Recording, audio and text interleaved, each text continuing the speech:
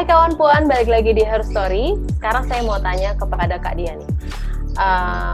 Sebagai komika yang membawakan isu kesetaraan gender, aku mau tanya, Kak Sadia pernah nggak membawakan juga tentang persoalan kekerasan seksual ini mungkin ke publik atau melalui media sosial? Gitu. Ya, beberapa kali saya juga bekerja sama dengan beberapa organisasi waktu itu di peringatan Hari Perempuan Internasional bulan Maret bersama dengan UN Women itu bikin Twitter takeover namanya, di mana saya melalui akun UN Women in Indonesia berbicara soal bahwa guyonan itu atau kekerasan seksual itu bukan bahan guyonan. Kemudian secara pribadi saya juga sering menyampaikan di panggung, misalnya begini, perempuan berhijab itu kan seringkali mendapatkan, bukan hanya perempuan berhijab sebenarnya salah satu bentuk yang mengarah ke kekerasan seksual yaitu pelecehan seksual kan catcalling ya, disuit-suitin, dipanggil-panggilin, salah satunya yang saya alami sendiri dan banyak dialami oleh perempuan lain yang berhijab itu kalau sudah berhijab juga tidak lolos dari catcalling, kalau nggak tubuhnya biasanya Assalamualaikum, Assalamualaikum. Nah saya bicara di panggung itu, saya bicara di panggung itu, tahukah Anda gitu kan, tahukah Anda betapa menyakitkannya Anda bilang Assalamualaikum, Assalamualaikum. Yang pertama saya dilecehkan, yang kedua menurut pandangan agama ini harus saya balas gitu, nggak bisa kan, Assalamualaikum kan wajib itu, memberikan salam itu tidak wajib gitu, tapi membalas salam itu kan wajib itu. Jadi Anda bukan hanya melecehkan saya, tetapi memberikan beban di hadapan Allah ini, gitu. Saya harus jawab Waalaikumsalam, apa harus jawab bagaimana? Itu salah satu bagian yang saya sampaikan juga. Ada juga yang misalnya orang-orang yang bersikap tidak percaya kepada korban kekerasan seksual. Misalnya begini, kamu itu papan penggilesan gitu ya, maaf trigger warning kalau ada teman-teman yang pernah mengalami ini juga gitu. Kamu itu papan penggilesan kok ngaku-ngaku dilecehkan, orang yang melecehkan juga milih-milih kali kayak gitu. Saya bilang, kalau milih-milih kenapa melecehkan saya? Anda tahu kan ini 32A bukan aurat kayak gitu, saya bilang kayak gitu. Jadi ada beberapa hal sih termasuk yang soal bulu ayam, bulu kelinci, bulu kambing yang semacam itu, yang jelas bahwa saya juga bersikap sesensitif mungkin bagaimana melakukan edukasi dengan tidak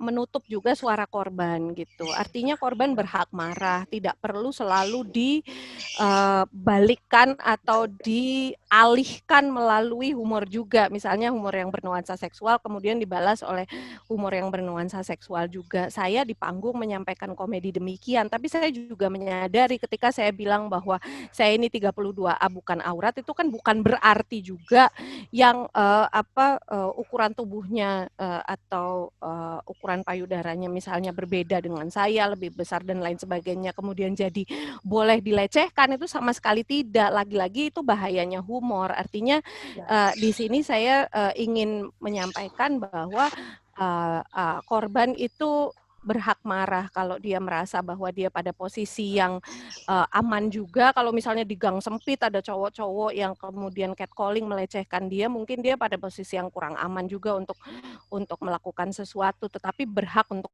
melaporkan ke otoritas terdekat atau bahkan organisasi-organisasi yang menerima laporan. Intinya adalah yang namanya humor itu handle with care deh. Ketika kita menyampaikan sesuatu yang sifatnya pelecehan seksual, korban yang merasa dilecehkan melalui lontaran humor seksual itu bisa membalikkannya dengan humor lagi, seperti yang beberapa kali saya lakukan gitu ya, untuk membangun dialog dan kesadaran, tetapi juga sangat berhak untuk marah dan melaporkan. Baik, tadi juga sempat disinggung ya bahwa melalui humor-humornya Kak Sadia juga menghimbau masyarakat untuk tidak melecehkan dan juga tidak menyalahkan korban. Nah sekarang saya mau beralih ke Bu Alim.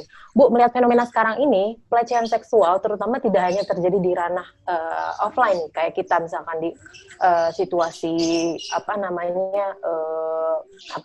situasi offline seperti ini ya, tapi juga di di ranah online ya atau cyber. Banyak sekali saya melihat di media sosial itu orang dengan mudahnya melontarkan pernyataan, bahkan membuli itu tidak segan-segan juga terkait hal-hal bernuansa seksual. Kemudian apalagi juga banyak menyebarkan foto-foto tanpa konsen ya, dan dikomentari tentang misalkan payudaranya ataupun bentuk tubuhnya dan lainnya. Jadi sudah 2 layer pembulian dan juga termasuk pelecehan seksual. Nah terus kemudian bagaimana sih cara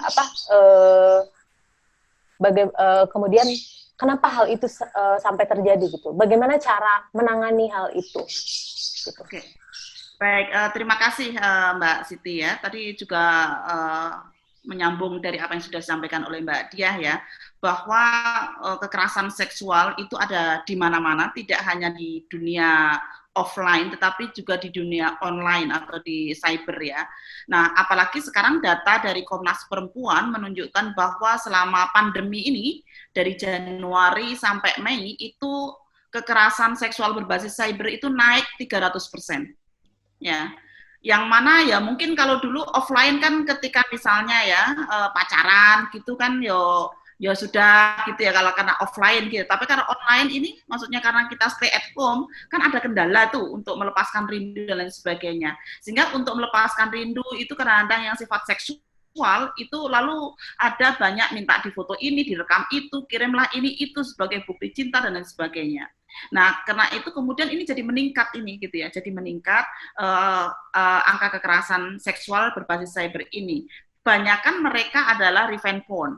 Revenge porn itu yaitu ya ketika sedang jatuh cinta banget itu ngirim ini ngirim itu lewat video lalu dikirim setelah itu ketika misalnya ada persoalan nanti kalau kamu mutusin aku tak sebar loh gitu loh ya kan kalau kamu nggak mau ngirimin foto lagi tak sebar loh yang foto yang kemarin gitu sehingga ini ada balas dendam ya tapi dengan menggunakan organ-organ tubuh kita gitu ya untuk didokumentasikan melalui digital itu gitu. Oleh karena itu menurut saya kita perlu mempunyai apa yang dinamakan kecerdasan digital dengan memahami perilaku yang beresiko. Pacaran itu termasuk perilaku yang beresiko atau ta'aruf ya, itu adalah perilaku yang beresiko gitu. Resikonya apa? Salah satunya itu tadi gitu. Karena kan data juga membuktikan ya pelaku kekerasan itu kebanyakan juga pacar dan mantan pacar misalnya. Orang-orang yang dekat dengan kita gitu. Jadi harus memahami perilaku-perilaku beresiko itu termasuk perilaku beresiko itu adalah bagaimana supaya tidak mengirimkan gambar ataupun ya video bagian-bagian tubuh kita kepada orang lain, even kepada suami pun menurut saya nggak perlu ya, gitu. Jadi kalau kita pendidikan seksualitas, kita mengenalkan 3 macam sentuhan, sentuhan yang menyenangkan, menyedihkan dan membingungkan. Nah, ketika kita mengajarkan sentuhan yang membingungkan itu untuk di era digital ini bukan hanya sentuhan di area private kita ya sekitar dada dan sekitar kemaluan, tetapi juga merekam.